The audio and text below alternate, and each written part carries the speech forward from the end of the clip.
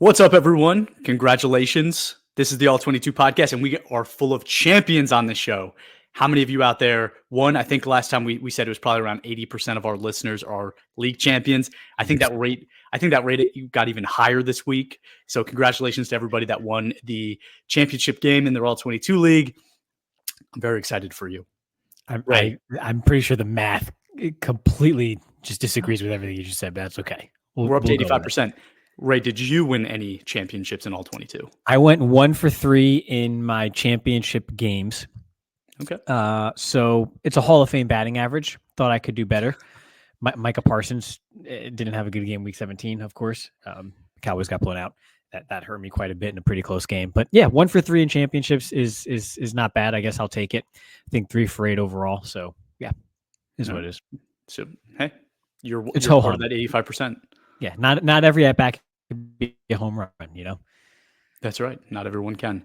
We are here today to talk about a few things. Well, I guess Happy New Year, everyone, right? We didn't even say that. Happy New Year. It's 2025. This is the first episode of 2025. Very exciting stuff. But we are at the end of the season, right? The season's over. So it's time to kind of reflect and review what players kind of make our All-22 first team, second team, third team, right? Like we're here. I can't believe it, Ray. Cannot believe it. I can. Time flies when you're having fun, and time certainly did fly. We had a lot of fun, but I'm excited about this. You know, it's like, again, kind of like last episode. I think it was last episode when I was trying to give some life advice about the right time for certain things. Kind of like a metaphor for life here, right? It's a new year. We reflect on what worked last year, and we have hope and optimism abound for how we can improve this coming year in 2025. So please go, plow through. Is it Quitting Friday? I think the second Friday of every new year, of every January is like quit day, when everybody like dumps their New Year's resolutions. Don't do that. Stick with it. Stick with the plan, and you'll be better on the other side for it. So let's jump in. Did you make any New Year's resolutions? I have a few. It's not necessarily like resolutions. It's more like do this good thing more often. Like do more yoga, Ray. Like, yeah, keep doing more yoga. That was like a resolution a couple years ago, and I kind of stuck with it a bit, and then it fell off. Gonna get back to it. Just do more yoga. Be a little more flexible, relaxing. Love that. Yeah. You know? So like, I'm not like a sweets guy. I don't like candy. I don't typically just go out of my way to eat candy. But like Christmas, New Year's, and like even like Thanksgiving, kind of, right? It kind of carried over where I just got in this weird habit of, it'd be like 8:30 at night, and my wife would be like, yeah, you want a piece of chocolate? And I'd be like, all right. Chris, you want a piece of this? Yeah, all right. And like, I would just found myself, I found myself eating a bunch of candy that I typically don't do. So my goal is after dinner, I'm done eating. We'll see if I stick to that, but that is my resolution, at least during the week. Yeah. During the week, there's 52 weekends a year. That's still a lot of time that's a lot of cheat time. Dude, if I want a piece of chocolate on a Saturday night, I'm going to have a piece of chocolate on a Saturday night. So you're just dipping your toe in the water. You're not going all in. This is, I'm going in. We're off to a great start. It's January 2nd. I'm going in. You're going in. All right. Compromises. We are going to go through, right? I'm going to read off the people that finished first, second, and third by position, and then we'll talk about like surprises, stuff like that. All right. But I think what we did with the quarterback position is we ended the debate of who should be MVP. I don't know if you realize that we did that, Ray, but every time we make a post, right? If it's a Lamar Jackson post, everybody is Lamar's MVP, right? We make a Joe Burrow post, Joe Burrow's MVP. Make a Josh Allen post, Josh Allen is MVP. I'm here to tell you today that Lamar Jackson finished first at quarterback with 128.4 points on the season, a 92.9 PFF grade. He is our QB1 for 2024 season. The debate is settled. Joe Burrow actually finished second, just below him, 127 points. And Josh Allen was third with 123 points. So those guys did finish 1, 2, 3 for us, but Lamar was the top. He took the crown. But there were a few guys that I wanted to kind of like talk about after that too. So, I know you're not the biggest Justin Herbert guy. Justin Herbert finished fourth. Sam Darnold finished fifth. Mahomes was sixth, Geno Smith 7. So interesting kind of like mix here. I know that Mahomes kind of had a tough year, mostly because he didn't really have receivers for most of the year. So I think that kind of put a lot of pressure on what he was doing. So he finished outside of that top 3. I don't really expect that to continue every year. I don't think this is like a sign of regression. It's just a difficult year. He relies on his defense a little bit more because he has a really good defense and he can do that. So Patrick Mahomes is 6th. But what stood out to you? So a couple of names overlap there. Obviously, Lamar, number 1. Lamar, owner here, proud of that. He's the one who guided me to my championship. But also Jaden Daniels. I'm just thinking of a scenario here where if you had a rookie draft this past spring or summer, and you selected Jaden Daniels, perhaps you were coming off a really poor 2023 season. You're picking, let's say, 4th overall in your rookie draft, and you need a quarterback, and maybe you missed out on Caleb and perhaps May, or you're taking the second quarterback, and to you that's Jaden Daniels. Jaden Daniels finished 10th on the platform among quarterbacks, 10th highest scoring quarterback, a rookie that was projected to be kind of boomer bust and a bit up and down. So imagine being on a bad team, missing out on Caleb Williams, drafting Jaden Daniels high, and now you get a top 10 season out of a 23, now 24-year-old player. That you basically struck gold in that regard. So while, again, if it's a 12-team league, he's not necessarily a league-winning quarterback because he's 10th out of, presumably 12 starters, he changes the course of your franchise. So while, not a league winner, this is a rookie that you now, bam, that's your cornerstone right there. And again, it doesn't mean he's not going to go through the sophomore slump that we see quite a bit, and most great quarterbacks have to sort of go through as the league adjusts. But yeah, Jaden Daniels stood out to me because he can really now change the fortunes of an all-22 franchise pretty quickly. I drafted him in a startup draft as my QB2. Dak Prescott got hurt, so he ended up being my QB1. And I still finished 4-11 or 4 whatever it was because Michael Parsons was hurt the whole year. So while it probably saved a lot of people, I was not one of them. All right, let's go to running back. Bijan Robinson is our first team all-22 player. 91.5 season grade, 31.6 points. He actually tied in points with Josh Jacobs, who is second on the list, who has a slightly lower PFF grade at 91.1. But I don't think Josh Jacobs gets nearly the credit that he should, especially with what he's doing in Green Bay. I'm a Packer fan. I watch them every week, and I see how much the Packers rely on him to just be that consistent bell cow, and he's done a fantastic job of that. I think he needs to get a lot more hype in terms of best running back in the league conversation. Derrick Henry is 3rd on the list, 92.5, 31.5 points. But yeah, it was a great year for those guys. I think there were a lot of guys on the list that did well. I mean, Saquon is towards the top of this list as well, but there was nothing really that surprised me here. I don't know if you disagree. There was nothing that surprised me, but I guess there's one name that surprised me, which was James Conner. I think being up there 4th in grade, if I'm not mistaken. Now I don't have it in front of me, of course. I just flipped the page.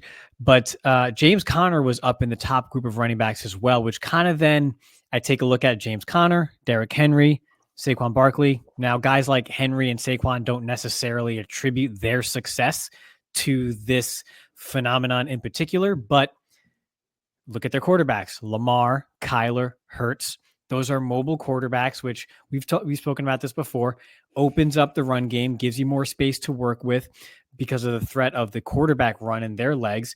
So that just kind of makes things a bit easier on them. And so 3 of the top 5 backs on the platform here also have the benefit of a mobile quarterback. I think that says something as well when you're really looking at running back situation. If you miss out on the no-brainer guys like a Bijan, for example, or even though Gibbs isn't on this top list, he's one of the first few to usually go in drafts as well. I think that's something you can look to take advantage of if you miss out on a top guy, is who can take advantage of a mobile quarterback in the run game. James Conner, no one talks about him. Back-to-back 1,000-yard seasons. Now he's going to be 30. I'm not sure this is going to, they drafted Trey Benson. So are they turning over the reins to him at running back following this season? But the Kyler Murray, Lamar Jackson, Jalen Hurts effect moving forward is something you might be able to take advantage of at the running back position if you don't get one of those tippity top names at the position. Tippity top. I can't believe that came out like that, but we'll roll with it. Yeah, that was pretty surprising, and I think it goes pretty unnoticed. Like you said, back-to-back 1,000-yard seasons is very impressive. I think Bijan being at the top of this list as well might surprise some people, not because people don't think he's great. Everybody knows he's great. but he hasn't yet, right? He hasn't had that year where you're like, wow, he put up like Saquon's doing right now, right? Like 2,000 yards. And it doesn't have to be 2,000 yards, but even like a 1,500 yard rushing season. He hasn't really done that yet. So I think people might be surprised to know that even with, what Derrick Henry and Josh Jacobs and Saquon are doing, Bijan is at the top of this list. All right, going to receiver conversation, first team all-22, Justin Jefferson, 89.9 season grade, 68.8 points. Amon-Ra St. Brown is second, 86.9 PFF grade, 66.9 points. And then Jamar Chase is third. His PFF grade is actually a little lower, 76.5. I'm pretty sure that is, and 65.5 points. Do I have that right, Ray? Can you please check me on that? Because I feel like I probably wrote that down wrong. I'm thinking that's an 86.5. That is probably an 86.5. It is an 86.5. Yeah. Okay, cool. All right. So 86.5 for Jamar Chase. So those guys are the top. They're the creme de la creme. We all know that, right? Justin Jefferson, Amon-Ra, and Jamar. Those guys have just done it year over year. They're the young next best talent in the league, but they are actually at the top at this point. A.J. Brown just missed out at being in that group because he missed 4 games this year. And you don't realize how big of an effect that has when you're talking about like total points, right? It made a huge effect for A.J. Brown, who was pretty far down the list, even though he had like a 91 season grade. And then the thing that stuck out to me is Brian Thomas Jr. We've talked about it a few times, but he's 5th on this list with a 79.8 season grade, 64.2 points. For a rookie, again, for rookie receiver to be 5th on this list, pretty amazing. I don't know if you saw like that tweet somebody put out that like all of those guys were basically born within like 100 miles of each other in Louisiana. Bizarre. Like, I don't know what kind of like nuclear, reactor went off and created all these. You have to go to radiation for that. Okay. Yeah, sure. Maybe. I mean, just made all these monsters. It's pretty sick. Yeah, no. So in my notes, I literally just wrote down Brian Thomas Jr.'s name, and I said Chris is going to talk about him, so I'm not even going to put anything down for him. But yeah, big year for Brian Thomas Jr. We've kind of covered that on different episodes before, but again, boomer bust prospect who was a boom, even when everything around him wasn't necessarily great in Jacksonville. With Trevor Lawrence, he was a great fit and all that, but even beyond that, with the Lawrence injury and everything else that's gone on there, impressive stuff from Brian Thomas Jr. I did say before the season that it's quite possible that someone who passes on Brian Thomas Jr. in the draft could get fired as a result of that. So we'll see how that shakes out. But I went a little bit off course as something that stood out to me. And it's a name that I'm not necessarily super high on, but I think deserves a call out for this season. And that's Darnell Mooney. I think this was an offline podcast. I think this was actually probably during our recent trip to the college football playoff first round, where I think you mentioned every team has a Darnell Mooney, and every team pretty much does have a Darnell Mooney, right? Everybody needs a Darnell Mooney. Or needs, right? Most teams have one, but everyone needs one. Not going to get you 1,000, 1,100 yards or anything like that. Maybe 600, 700 yards in an expanded season or whatever, but can kind of take the top off, athletic, deep threat, kind of makes some plays here or there to keep things going. But this season, he had a couple clunkers, which again, you expect from a no-brainer every week starter, but he finished as the 11th highest scoring receiver on the platform. Not necessarily the 11th highest graded, because there's injuries at the position and such, and all that whole deal, but he didn't lose you your league. So Darnell Mooney, if he is in your lineup, at most is likely a wide receiver 3. And he was available for you every single week, didn't lose you your game in any given week, had a couple of boom games in there, and was just someone who was just solid and dependable throughout the season. You always knew he was there, and you could plug him in your lineup and focus on the rest of your lineup each and every week. So I'm just giving him a shout out because I think this was his best, most consistent year to date. And yeah, just shout out to Darnell Mooney. He doesn't ever get talked about with the other star receivers, and I think he deserved mention here. So went a little off road there, but good for Mooney. I like the shout out. Yeah, we talked about it because every team does need that deep threat, right? Like it helps a team dramatically when you have a guy that could take the top off of a defense, play in and play out. And Mooney does that. I think RIP a little bit, but Henry Ruggs did that. And even though he didn't pass away, did he? No, he didn't. No, Okay. but like, RIP in terms of fantasy Sure, football. sure. Yeah, like he did that, and he didn't always grade fantastic, but like the impact that those kind of players make on a team when you get a good one is dramatic. And I think Xavier Worthy's a better player than that, but I think we could see him doing similar things. And then there's even a couple of receivers in this draft we'll get to when we're talking about it that are a little bit similar. All right, let's go to tight end. First on this list, no surprise, it's Brock Bowers, 85.8 grade, 35.8 points. That is, I believe, I'm double checking, he is the only rookie that is first for his position. So that just shows how special he is. Mark Andrews is second on the list with an 81.6 grade. Noah Gray is third with a 76.2. So this is probably the first position we're getting to where I think the overall grading at the position is down, and it's a pretty big drop off, right? We just talked about 3 receivers that all of them had over an 85 grade. Now we have one player on this list with an over 85, and it's just over 85. I think a couple other things, right? Like George Kittle, who was exceptional when he played, did miss some time. And I think he even missed the snap count once or twice. So he wasn't part of this top 3. Travis Kelce was 11th on this list with a 69.2. I wonder if this is a sign of the tides kind of turning at the tight end position. Yeah, no younger names starting to emerge. He didn't make the All-22 team, but Trey McBride, another young player here, I think finished in the top 8 or so of scoring at the position on the platform. So you're starting to see some of those younger names emerge. I know you might have a theory about those young tight ends after big rookie years. When it comes to Bowers anyway. But yeah, I think the tide is starting to turn a little bit there. Guys like Kittle, obviously Kelce aging out a bit.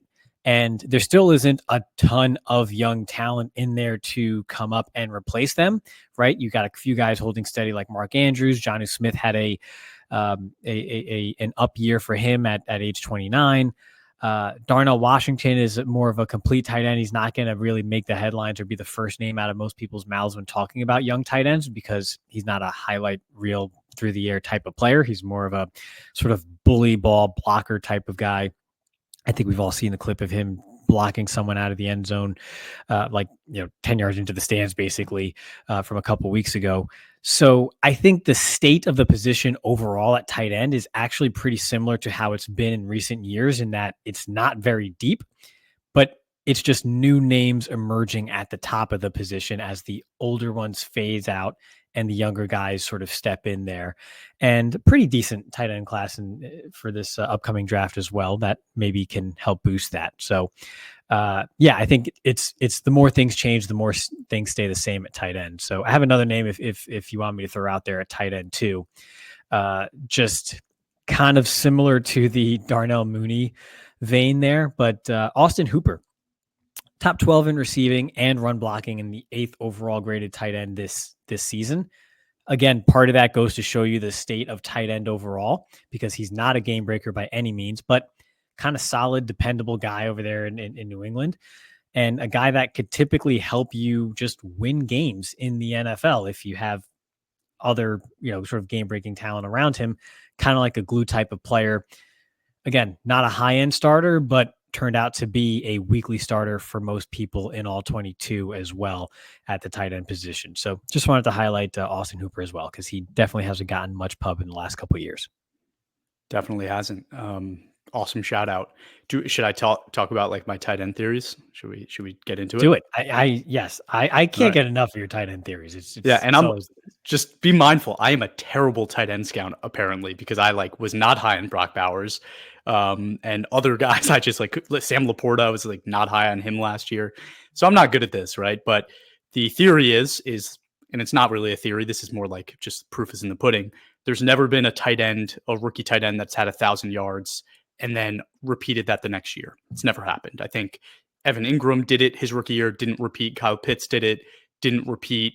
I mean, Sam Laporta didn't do it, but he had a tremendous rookie season, and he's been pretty down from last year. Mike Ditka, I think, was the other one. There's not many that have done it. All the way back to Mike Ditka. Okay, yes. Going all the way back. There's only been a handful that have done it, and none of them have repeated, and there's usually a pretty big regression. I think Sam Laporta is a great example of that because I I think last year he might have finished tight end 1 or 2. And I think this year he's like 15 or 16 in all 22. So that just goes to show you, like, even somebody that like last year we were, everyone I spoke to was like, hey, Sam Laporta is probably the most valuable tight end in the game. Like, I don't think, like, people were like, I wouldn't trade him for a first round pick. And I was trying to be like, hey, maybe you should, or maybe like go get a first and a second if you think he's worth more than that, and somebody's willing to give it, because it could be a while before he repeats that kind of success. Brock Bowers might be special though. Like, what I'm seeing Brock Bowers do is kind of different. He might be a receiver, right? Like, that might be the difference, is like, maybe he's just not a tight end. Maybe he's like a true receiver. And that's why, he'll repeat success in a different way that others don't. And then the other part of like the tight end theory is like, tight ends typically don't reach their peak until they're like 27, which is typical for most positions. But, you look at like young receivers come in the league, young running backs come in the league, and they usually come out like firing. So we get used to that. And then at tight end, we're like, we don't want to be as patient.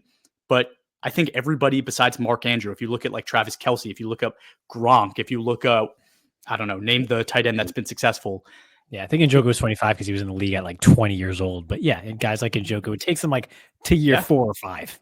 Yeah, it takes them until after their rookie contract. So like when teams draft tight ends, they probably know they're not getting the most out of that guy until their second contract comes around.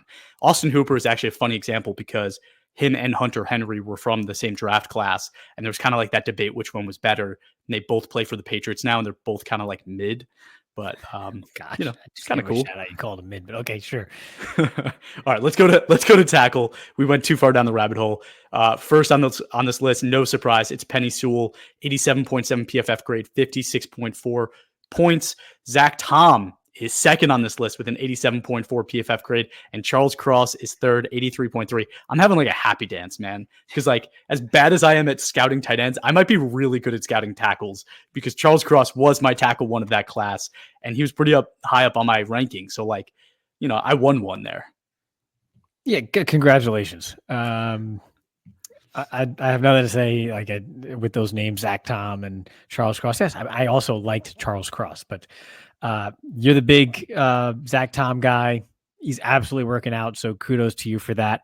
I will go a bit further down the list to another name that I've mentioned a ton of times and have been incredibly high on. Paris Johnson was tackle 13 before his injury.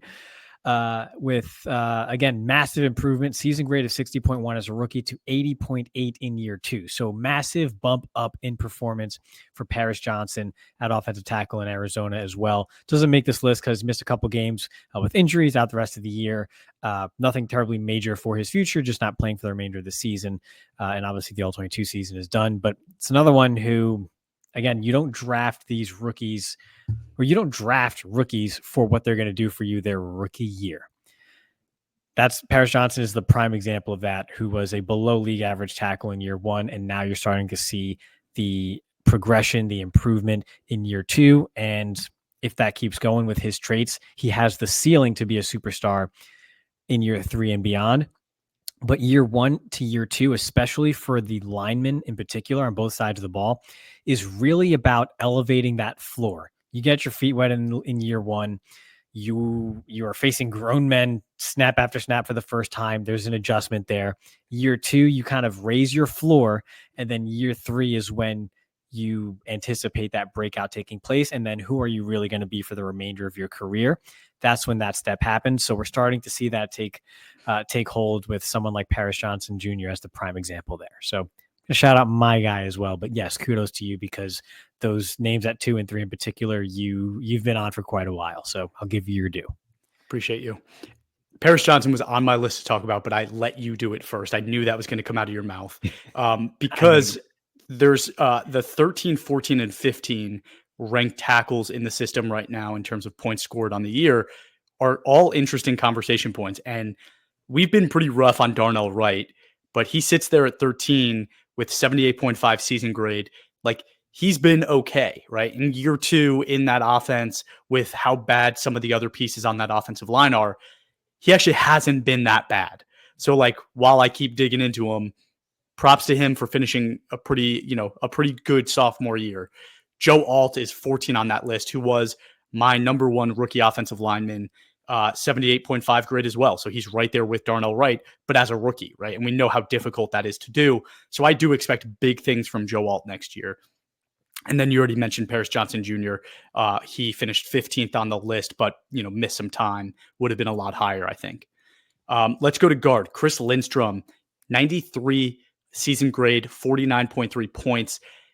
I want to shout him out because he is one of the biggest differentiators in terms of first player on the list to second player on the list at his position. So he had a 93.4 season grade.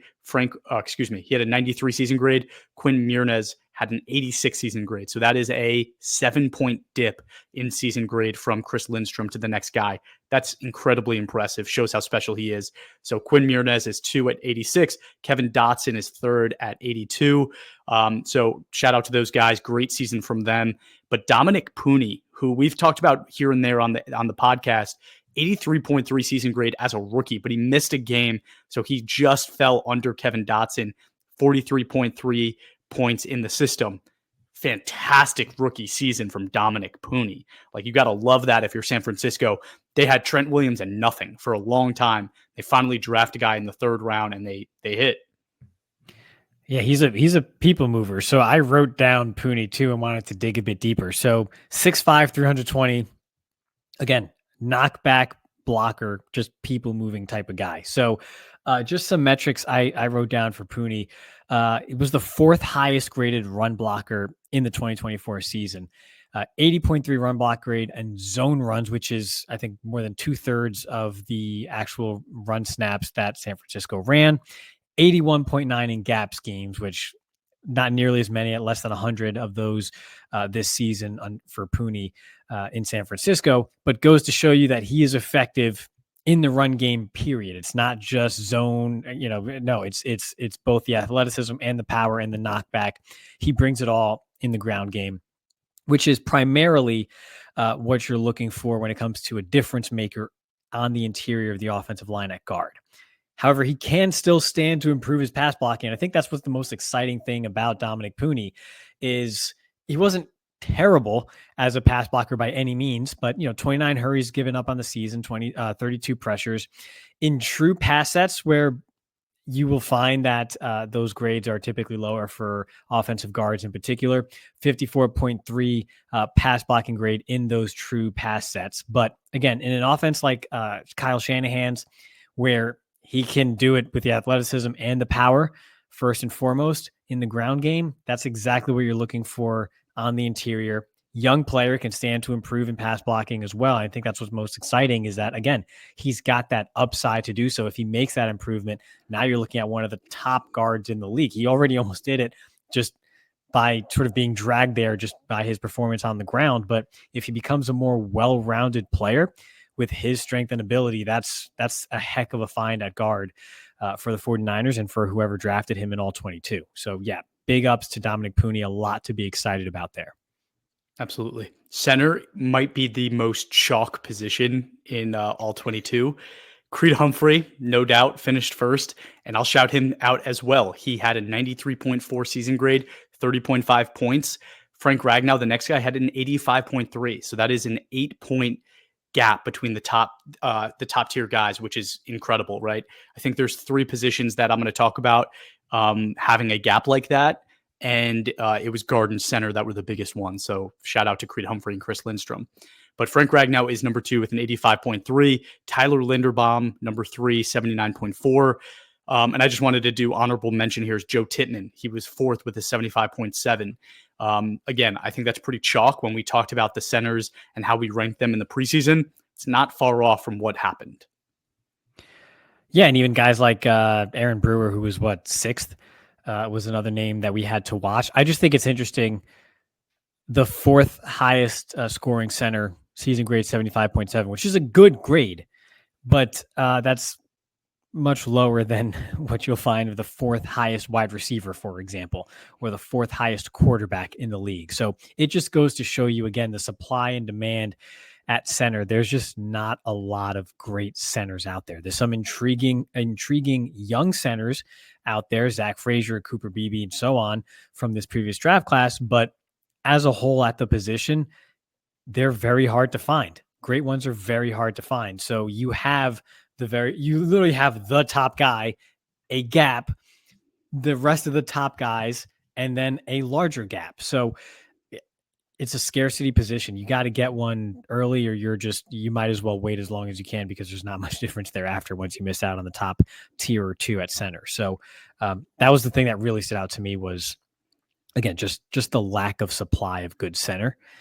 And before we go off, this is more of a general offensive line observation, I guess you could say, that sort of highlights, we talked about your tight end theory, but my philosophies as well. And I think you're in agreement here. I took a look at Michael Onwenu's snap counts, and in particular, the progression of where he lined up this season. And so he started out with 4 games at right tackle, then moved to right guard for 2 games, 1 more game back to right tackle, and then spent the remainder of the season at right guard. His season grades have decreased for 4 straight seasons now. Versatility is great, but when you don't allow a player to settle, they can't find a home.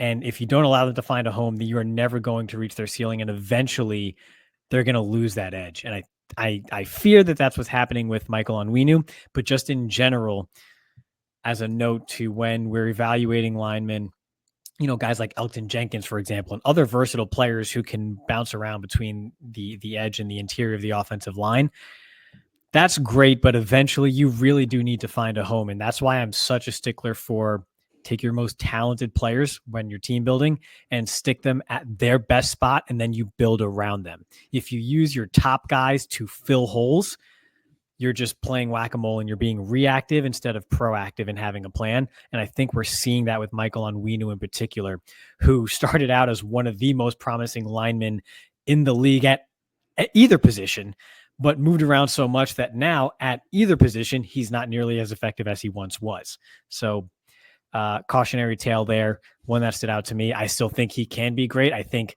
Drake May will help, and I'm sure they're going to get some more reinforcements. I think this is a big offseason for the Patriots. But cautionary tale there. I think we've seen a decline in Onwenu's play because he has just not found a home.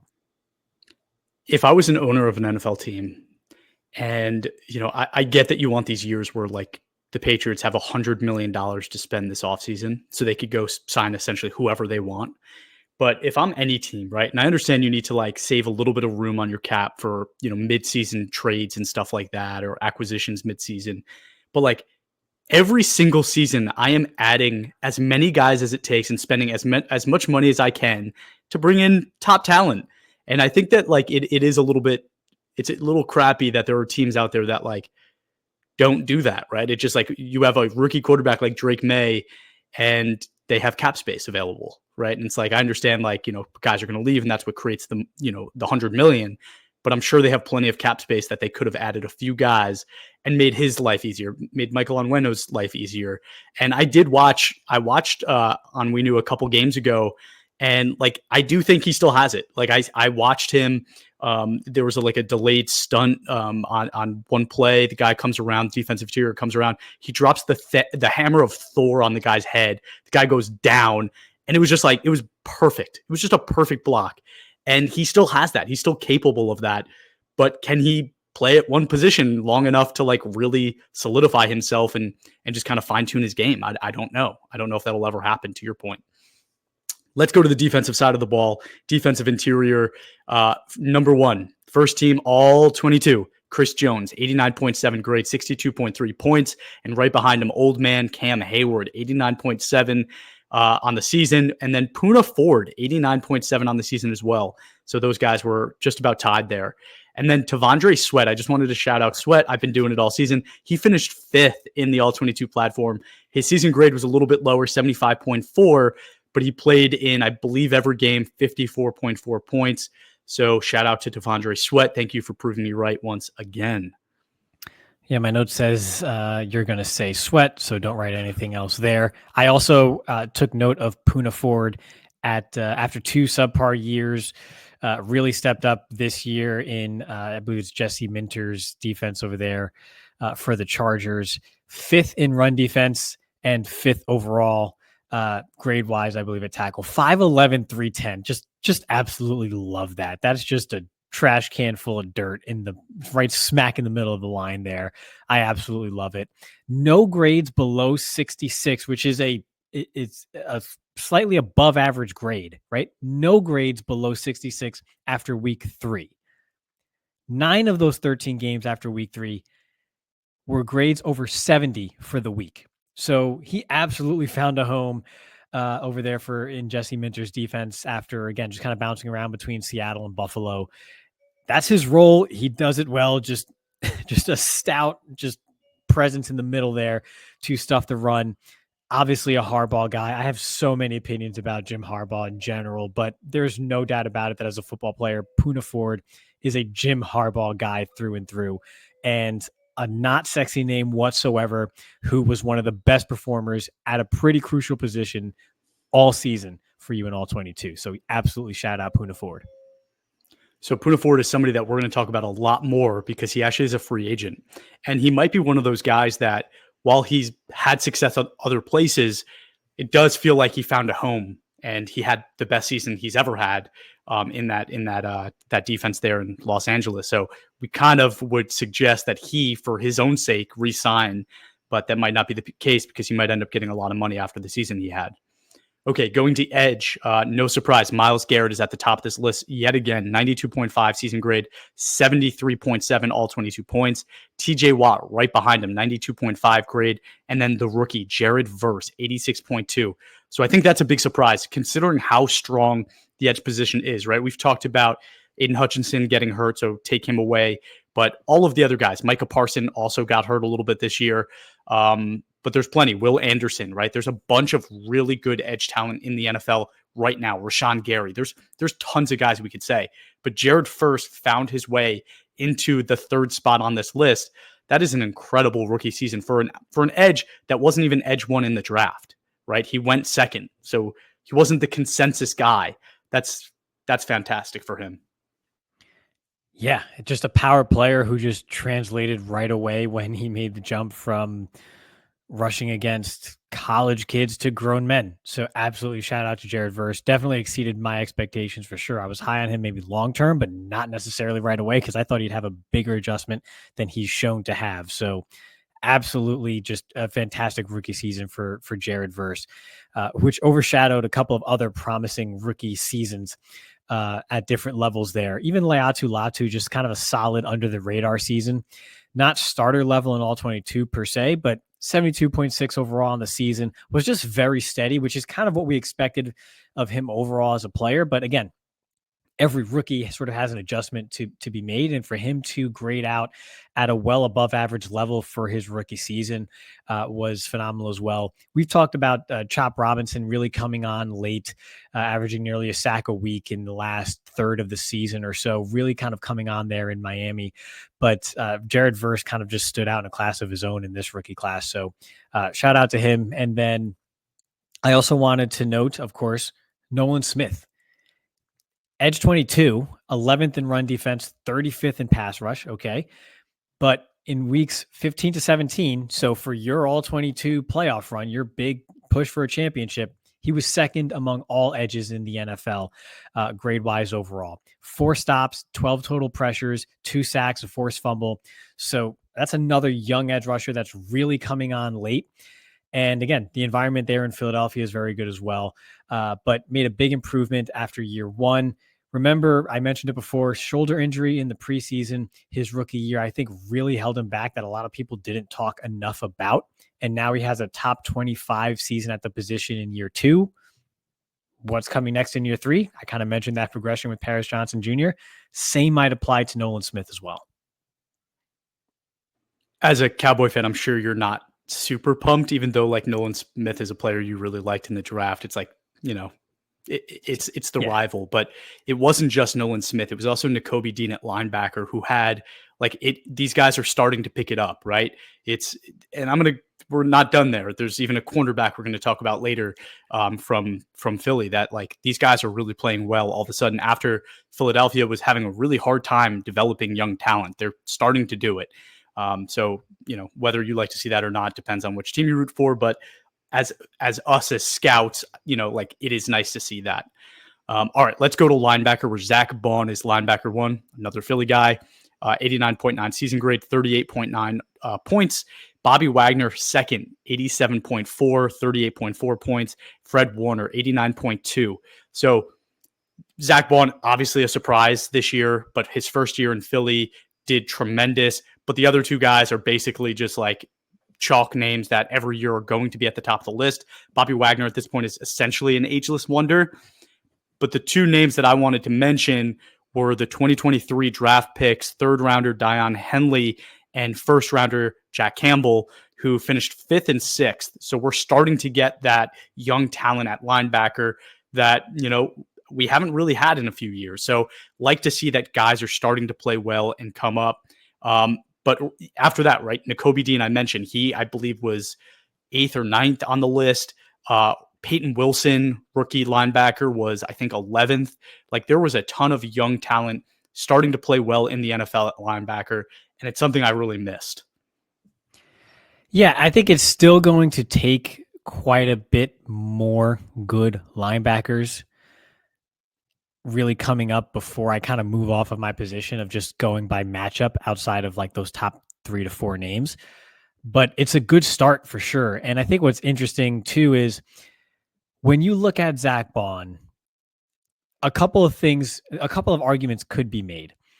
About a year ago, we were talking about Tremaine Edmonds and his quote unquote breakout year. And he was the top graded overall linebacker in coverage in the league, and how that is not necessarily sustainable. There's a lot of variability to coverage grading for linebackers. So if there's an anomaly and there's a standout coverage grade that's really driving that up season, it could be a buyer beware situation.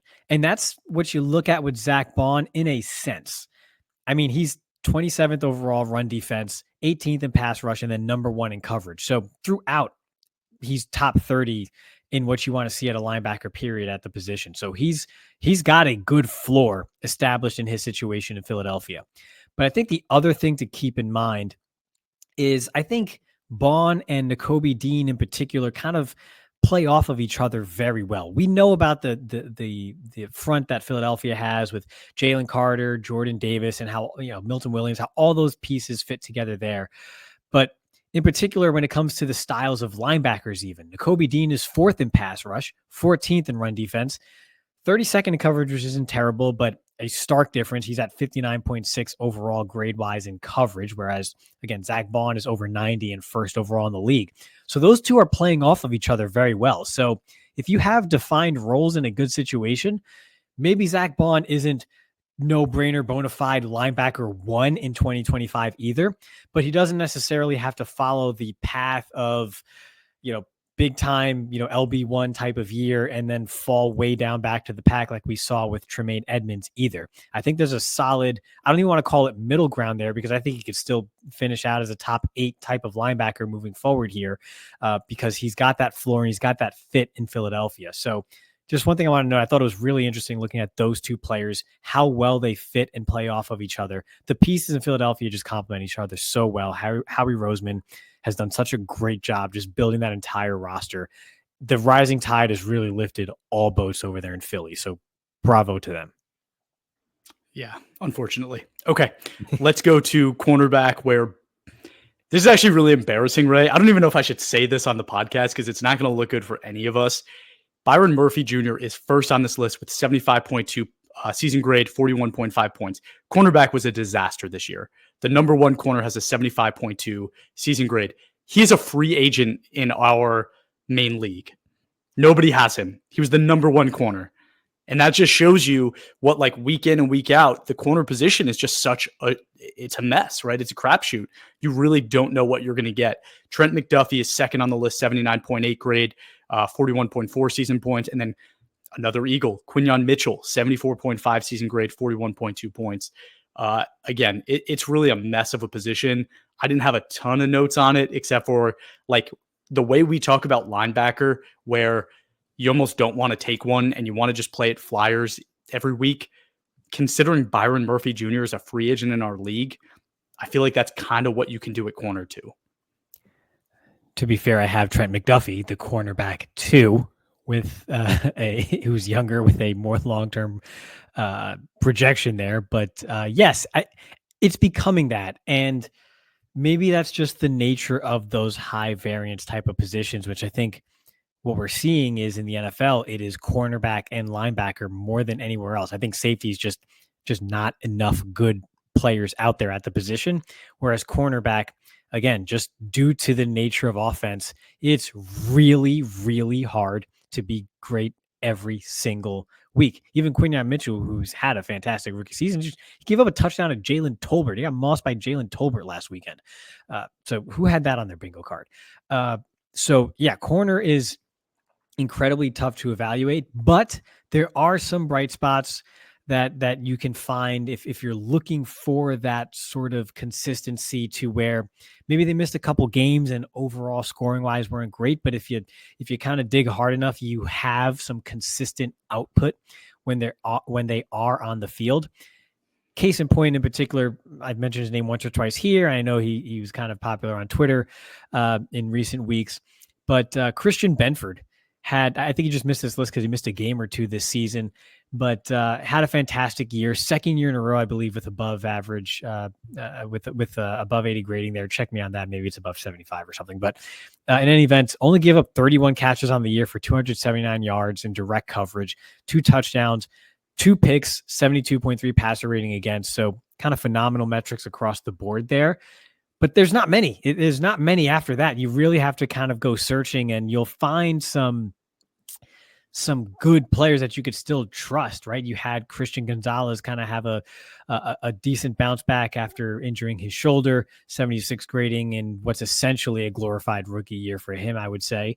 So there's promise there for consistently very good players. Obviously, Quinyon Mitchell's another. Devin Witherspoon. Yeah, you said it.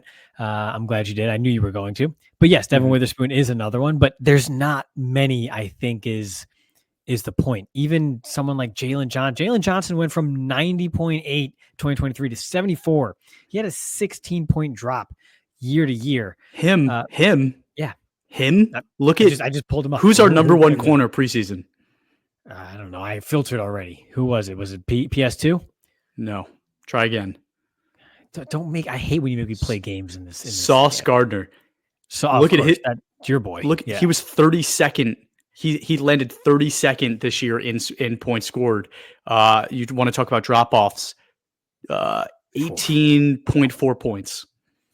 Yeah, that's like that's tough, the Jets man. Stink. That's the stink of the Jets organization is starting to rub off on those young guys. You hate to see it. You actually do hate to see it.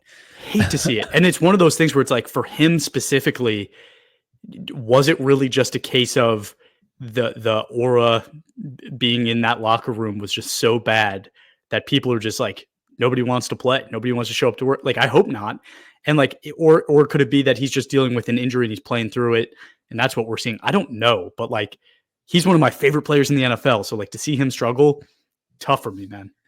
Corner is the position you have to watch more closely than pretty much any other, because you can tough out an ankle at linebacker, at D tackle, and even safety, or whatever else. There's things you can play through.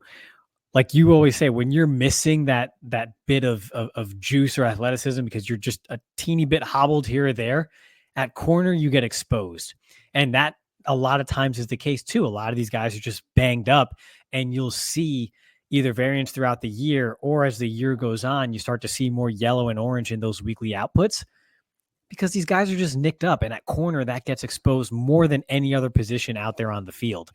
I think that's a part of it too, but cornerback is quickly becoming another one where you have to pay more attention to it week over week, as opposed to drafting those high-end guys and just setting it and forgetting it week to week, because I think the amount of quote unquote high-end guys we think are no-brainer weekly starters versus the actual true weekly high-end starters, no doubt about it, guys, I think there's a massive delta there to the downside, and we should probably start accounting for that.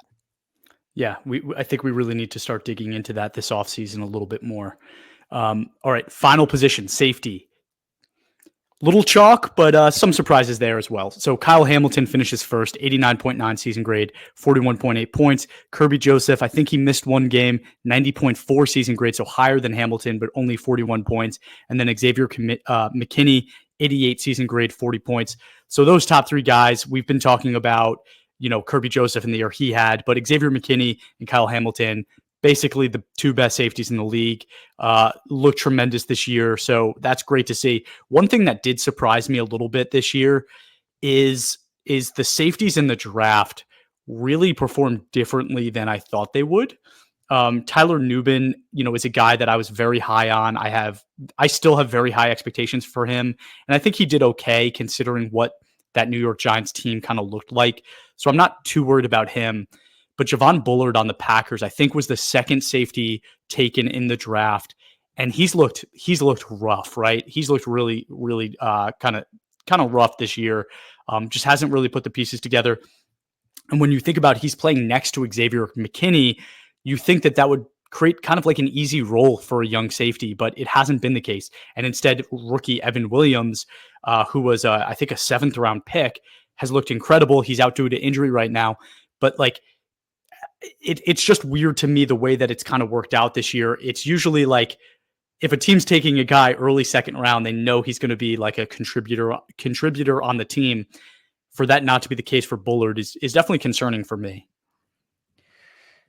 I think the most concerning part about something like that too is Bullard's not necessarily or wasn't necessarily thought of as a super high upside player.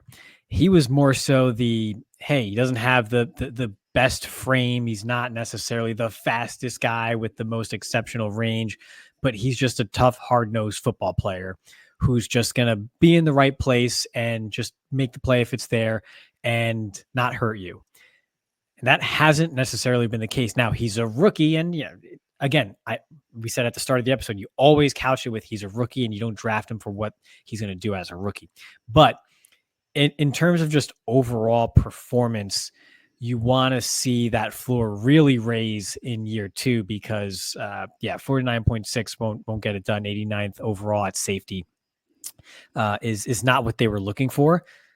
Evan Williams did in fact look very good. So you at least, sometimes that's just how the draft goes. You hit on that late pick and it kind of eases the pain of a potential early miss. And I'm by no means calling Bullard a miss this soon in his career, just noting that, hey, you might've got a hit here late in day 3 with Williams. So it's something to keep an eye on, but you also have to know the profile of your players on your roster.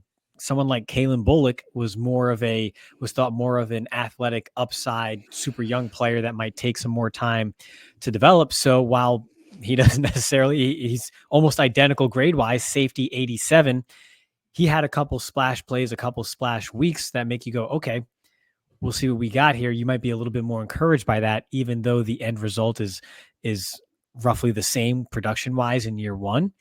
So it's more so just keep an eye on those guys and know the profile of your players, because some you might have to be a bit more patient with and others you probably expected more production from sooner. And I think Bullard falls into that bucket. So he's someone we should watch closely in year 2. Yeah. And there were a couple other rookie safeties that had some good, some bad. I mean, Kalen Bullock is a guy we've mentioned a few times. I liked him a lot in the preseason. I think you liked him somewhat as well. He's been reliable. His grading isn't fantastic, but he is on the field 200 snaps more than basically any other rookie safety. So, they're trusting him.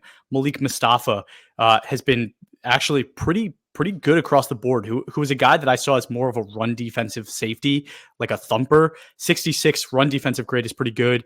Pass rush grade of 72.8 on not so many snaps, but he's also been okay in coverage, league average 60.6. But like, to show how unbelievably odd the safety draft was, if you go back and listen to our Cam Kitchens takes, where we basically said he was undraftable, the dude has a 66.9 season grade on 459 snaps. Like, he's been good. Like, that's a good year for a rookie safety, especially considering, like I just mentioned, Javon Bullard, I think has like a 45 grade this year. So just kind of completely unexpected. But again, I think Cam Kitchens is an example of that. it's so important where they get drafted. Similar to the conversation we had a few weeks ago about Brian Thomas Jr., how we were both a little lower on him, but he goes to the perfect situation with the quarterback that needed that player, and it makes sense. I think, again, Sean McVay, well-coached team, well-coached defense, who they put a ton of draft assets into that defense. It shouldn't have been so surprising that he's successful, but we were really hard on that dude in the in the offseason. Yeah, Miami, Florida State just doesn't mean anything to him, I guess. It just doesn't mean anything to him because he watched that tape and it clearly didn't. But I guess he gets more jazzed up to play the Arizona Cardinals when he's a member of the Rams than he does the Florida State Seminoles as a Miami Hurricane. Dude, exactly. All right. Anybody else you wanted to touch on?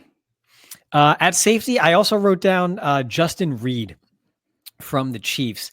I think started out fairly slow here, but finished as the 6th highest scoring safety. And his season grade is 72.8. So top 6 player at the position, 72.8 overall. Again, scarce position, I think, was the main takeaway there. I like Reed. Another part of that overall solid defense over there in Kansas City. It goes to show you, man, there are not many top safeties out there in the NFL today if your safety 6 is in the low 70s overall. So, Ray, I'm going to put you on the spot now. I hate this segment. I'm going to put you on the spot. I'm going to put you on the spot. Are we starting our draft coverage next week? I can't make any promises just yet.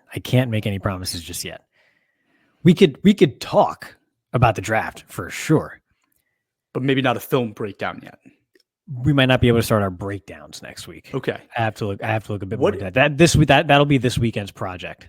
Listen, one thing that I wanted to do different than what we did last year, which I think would be kind of cool, right? Is we started off with quarterbacks last year, and then we didn't talk about them again until like the end, right? Like basically until like draft day. There's too much that happens, and there's too much that you get to learn about quarterbacks for that to be the only coverage of them. So what if we do a early draft ranking on quarterback to be like, hey, we're high level tape, we're not going to show any tape on the podcast, but we do like a high level watch, you and I, we make some quick rankings, have some high level notes, and we just say, hey, as of January, 7th, whatever it's going to be next week, this is what we think of this draft class. Then throughout the offseason, we'll do, film reviews. We'll go through it with the people on camera. We'll talk about them. And then towards the end of the, before the draft, maybe sometime in March, we do like final rankings. How does that sound to you? It's going to be a short list when we talk about quarterbacks. It's going to be a short list. But sure. Jeez, dude. You're I'm down for that. I'm down for whatever method, structure, schedule, format we want to talk about draft. I'm down for whatever. Me too. I'm down for it. It's draft talk period, and that's the best time of year. So this is the most wonderful time of year, although it is January 2nd and people are kind of getting back to the office and probably don't feel that way. But the best time of year is absolutely draft talk. So draft season, I'm all about it. Whatever format you want, we'll give it to the people. I'm just down to talk about it. Cool, man. Me too. But all right, guys, everyone, congratulations again on winning. All you winners out there, congratulations. Also, congratulations to the players that made the All-22 list of top players of the year, the first team All-22. And then everybody, thank you again. Please give us a follow on Instagram, Facebook, TikTok, and Twitter at All-22_PFF, and give us a review wherever you watch or listen to your podcast, and have a great day.